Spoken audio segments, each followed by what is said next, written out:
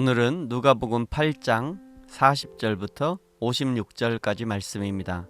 제목은 두려워 말고 믿기만 하라.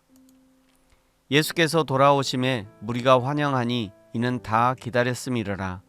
이에 회당장인 야이로라 하는 사람이 와서 예수의 발 아래에 엎드려 자기 집에 오시기를 간구하니 이는 자기에게 12살 된 외딸이 있어 죽어가미러라. 예수께서 가실 때에 무리가 밀려들더라. 이에 12해를 혈루증으로 앓는 중에 아무에게도 고침을 받지 못하던 여자가 예수의 뒤로 와서 그의 옷가에 손을 대니 혈루증이 즉시 고쳤더라.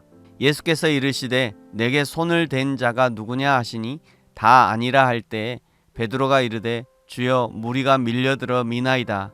예수께서 이르시되 내게 손을 댄 자가 있도다. 이는 내게서 능력이 나간 줄 알미로다 하신대. 여자가 스스로 숨기지 못할 줄 알고 떨며 나와 엎드려 그 손댄 이유와 곧 나은 것을 모든 사람 앞에서 말하니 예수께서 이르시되 딸아 내 믿음이 너를 구원하였으니 평안히 가라 하시더라.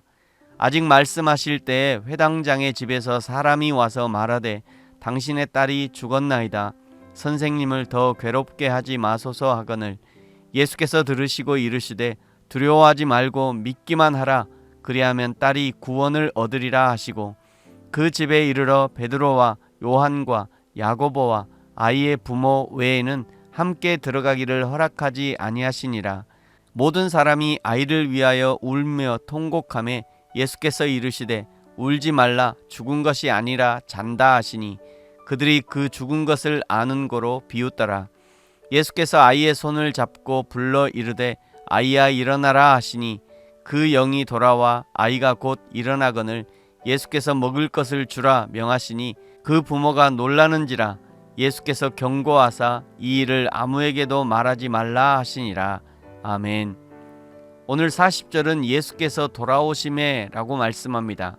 거라사 지역에 가셔서 군대 귀신 들린 자를 고치시고 다시 돌아오셨다는 것입니다. 예수님이 거라사 지역으로 가신 것이 우연히 가신 것이 아니라 얼마나 의도적인 발걸음이었는지를 보여주는 것입니다. 예수님 안에서 우연은 없습니다. 우리 인생에서 맞이하는 모든 순간은 하나님의 정확한 계획 안에 이루어지는 것입니다. 그것을 알고 믿는다면 오늘 나에게 일어나는 모든 일들에 대해서 진중하게 대처할 수 있고 때로는 당황스러운 일들 앞에서라도 평정심을 유지할 수 있을 것입니다. 오늘 본문은 회당장 야이로의 딸을 고쳐주신 사건과 그 중간에 12해를 혈루병을 앓고 있는 여인을 고쳐주신 사건으로 이스라엘 사람들이 즐겨 사용하는 인쿠르지오, 즉 샌드위치 기법이라고 하는 전형적인 이스라엘의 문학기법을 사용하고 있습니다. 이것은 처음과 마지막에는 동일한 사건을 두고 중간에 진짜 하고 싶은 이야기를 두는 것입니다. 처음과 마지막에 있는 사건이 회당장 야이로의 딸 사건이고 중간에 있는 이야기가 12해를 혈루증을 앓던 여인의 이야기입니다. 그렇다고 회당장 야이로의 딸을 고쳐주신 사건은 들러리와 같은 것이냐? 그렇지는 않습니다. 모든 말씀에 의미가 있는 것이지만 그러나 이 이야기를 통해 매우 중요하게 하고 싶은 이야기는 중간에 있다는 것입니다. 12해 혈루증을 앓고 있는 여인의 이야기에서 가장 중요한 부분이 48절입니다. 48절 예수께서 이르시되 딸아 내 믿음이 너를 구원하였으니 평안히 가라 하시더라. 아멘. 예수님이 인정하시는 혈루증 여인의 믿음은 어떻게 표현되었는가? 이미 이 여인은 예수님께서 많은 사람들을 고치시고 죽은 사람도 살리시는 것을 보고 들어서 알고 있었던 것입니다. 결코 하나님이 아니시면 일어날 수 없는 일이라는 것을 알았습니다. 그리고 지금 자신의 눈앞에 지나가는 이 예수님이 하나님이라는 믿음이 생겨난 것입니다. 만약 이분이 하나님이시라면 내가 그 옷자락만 만져도 나음을 입을 것이라는 믿음이 있었던 것이죠. 그 믿음으로 예수님을 따라갔고 그 믿음으로 손을 내밀었고 결국 그 믿음으로 예수님의 옷자락을 만졌으며 그 믿음에 반응한 예수님의 능력이 그 어떤 의사도 그 어떤 약도 치료할 수 없었던 12해 혈루병을 치료한 것입니다. 이런 믿음에 예수님께서 반응하시는 것은 어찌 생각하면 너무도 당연한 것일지 모를 일입니다.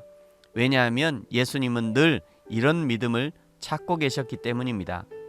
그리고 지금 예수님과 함께 이 모든 일들, 즉 회당장 야이로의 딸을 고치신 것과 그리고 혈루증 여인을 고치신 이 모든 일을 제자들과 함께 하고 있고 제자들이 보고 있다는 것을 기억해야 합니다.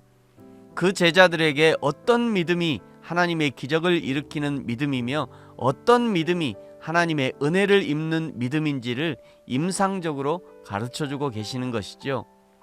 혈루증 여인이 예수님에 대한 소문을 듣고 믿음이 생겼고 그 믿음으로 예수님을 따랐고 그 믿음으로 손을 내밀어 예수님을 만지는 행동을 할 수 있었던 것처럼 오늘 우리에게도 하나님을 알게 되었고 하나님을 믿게 되었다면 이제 하나님이 원하시는 바로 그 믿음의 행동을 할 수 있어야 합니다.